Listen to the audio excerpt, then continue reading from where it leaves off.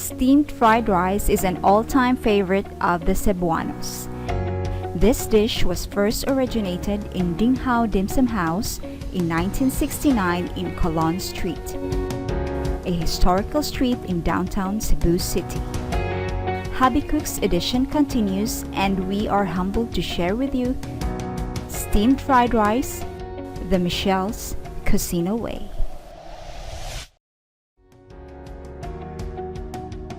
We have here pork kasim, or meat from the upper part of the shoulder that has been cut into cubes. Let's add additives to our meat. It is important that you dissolve your salt first before adding the awkward powder. The water must be chilled to activate the awkward powder. Well, actually, you may just skip this process, but we are doing this extra step because it makes the meat tender yet firm to the bite, and it improves juiciness of the meat.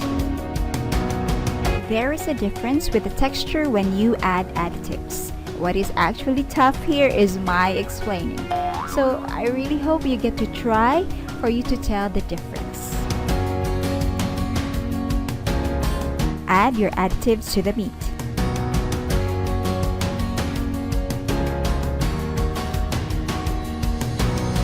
Don't worry of the watery consistency because that will be absorbed by the meat. Just keep mixing it to activate the awkward powder until the consistency becomes sticky. When your additives has been well incorporated with the meat, set it aside in the refrigerator for 20 minutes. After 20 minutes, let's add in our seasonings.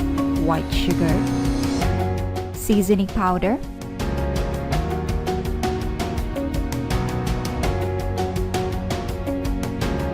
soy sauce,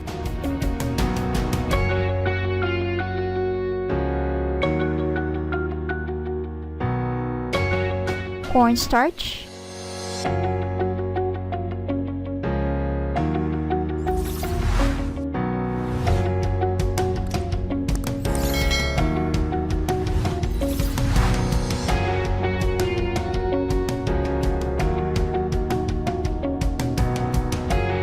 and sesame oil. Marinate for at least 30 minutes, or best when marinated overnight to really absorb all of the flavors. And of course, don't forget to keep it in the refrigerator.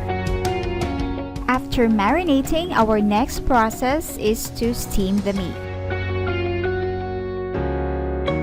I will oil a dish to prevent my meat from sticking. We added cornstarch to our marinade to give it a velvet coating that will result in silky soft and lusciously tender meat. Velveting is actually a Chinese cooking technique which is commonly used in stir-fry. But this time, we will not stir-fry our meat, but we will steam it. Insik ba yan yung ato ang guess karon, no? Pero ayaw na lang gid ta kay di gid ni siya ka maumoy ni insik.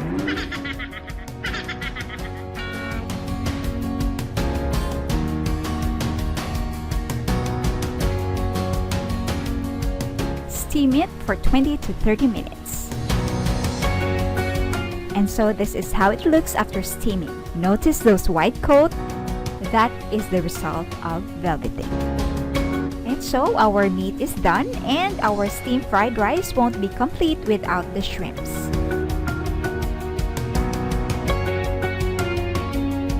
Devein the shrimps and cut into smaller pieces. Kay mahal, uy. Tipid-tipid ginagmay ba?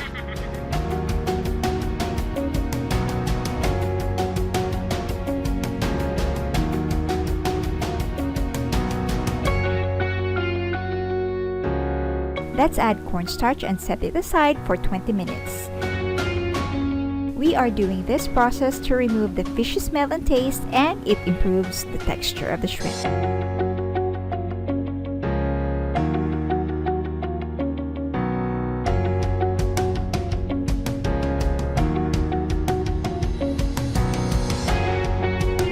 After 20 minutes, we will rinse off the cornstarch. We have a lot of process in this dish because Chinese cooking pays great attention to details.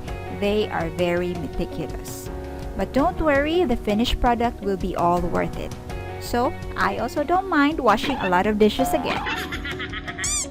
Now, we will stir-fry our rice. It is best to cook your rice the night before and leave it in the refrigerator And that way, your rice is firm and not mushy.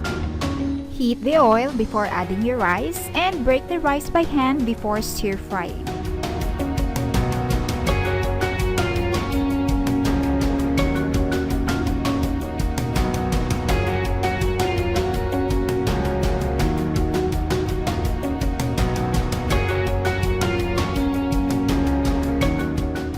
Nothing too fancy, let's just drizzle some soy sauce just to give it some color.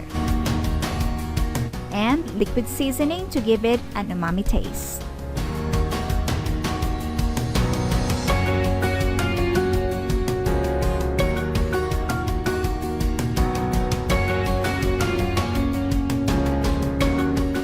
And that's just it.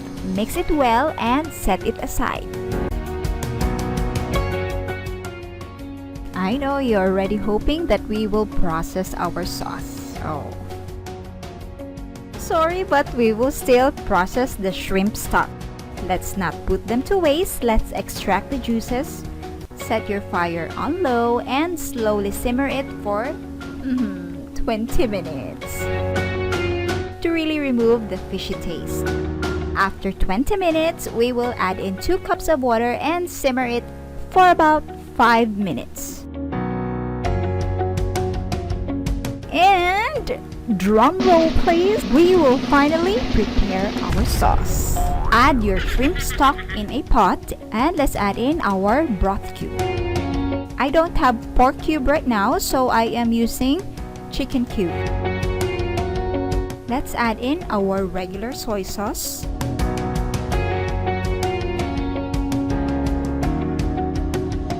Dark soy sauce for a deeper color, but it has lower sodium. We are after the color more than of its saltiness. Don't be confused. Regular soy sauce, light soy sauce, dark soy sauce, they are all different, okay? Let's add in our black pepper and allow it to boil.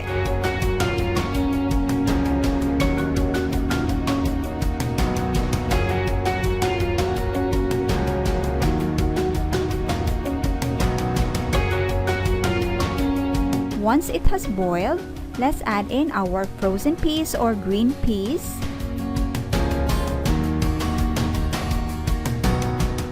Then our shrimps.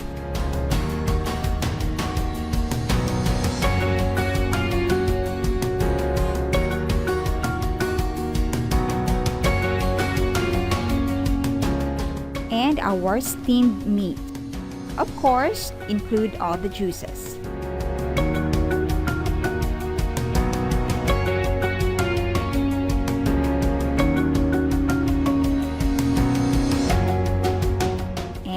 Add in our slurry.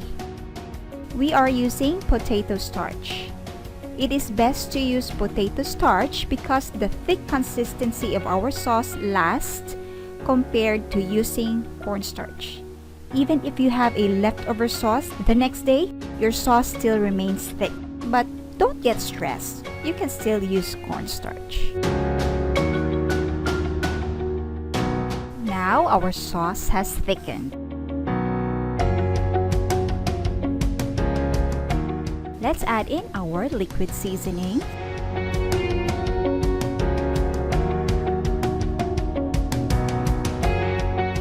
And sesame oil for that authentic Asian taste.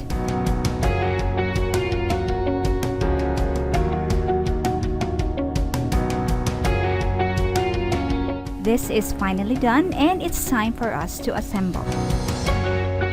I am lucky to have bought this bowl similar to what has been commonly used in the restaurants. Oh, di ba? Feel na feel ang aking kainan. Murag true. Let's scoop our stir-fried rice and don't fill it towards the top to give space for our sauce.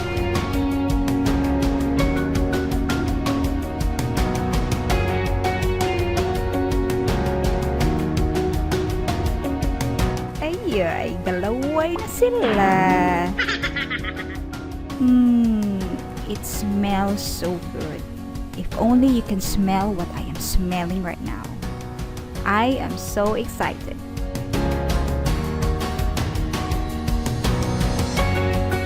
And look how perfect is that.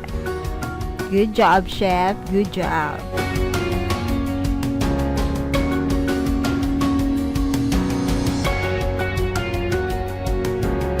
Of course, it won't be complete without our shumai and our chili garlic sauce. To those who are new to my channel, we also have a recipe for our shumai and chili garlic sauce. So, please check it out. Thank you so much for watching and see you on my next videos.